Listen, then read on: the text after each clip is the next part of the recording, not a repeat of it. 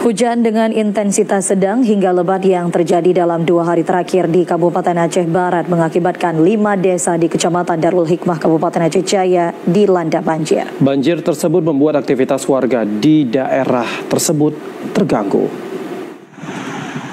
Hujan dengan intensitas sedang hingga lebat yang terjadi dalam 2 hari di Kabupaten Aceh Barat membuat 5 desa di Kecamatan Darul Hikmah terendam banjir. Banjir yang melanda Kecamatan Darul Hikmah tersebut terjadi sejak tadi malam dan hingga siang ini masih merendam rumah warga dengan variasi tinggi air mencapai 20 hingga 70 cm. Selain merendam rumahan warga, banjir tersebut juga menyebabkan aktivitas penduduk setempat terganggu. Sejumlah desa di Kecamatan Darul Hikmah yang saat ini masih terendam banjir, yakni Desa Masin Babah 2, Gampung Barut, Panton Krum, dan Desa Lam Tengah. Banjir yang terjadi di daerah ini disebabkan dangkalnya aliran sungai yang tidak jauh dari permukiman warga, sehingga saat hujan tiba, kawasan tersebut dilanda banjir. Walaupun saat ini masih terjadi banjir, warga di daerah tersebut masih bertahan di rumah mereka sambil menunggu air surut. Salah seorang warga, Mahdi, mengatakan banjir yang terjadi di daerahnya karena dangkalnya aliran sungai, sehingga saat hujan tiba, air sungai dengan cepat memasuki pemukiman warga.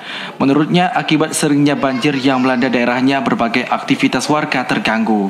Ya, saat ini, Bang, yang banjir di Kecamatan Darul Hikmah ada 5 desa. Simpang 4, Kampung Baru L, Masin Babah 2, desa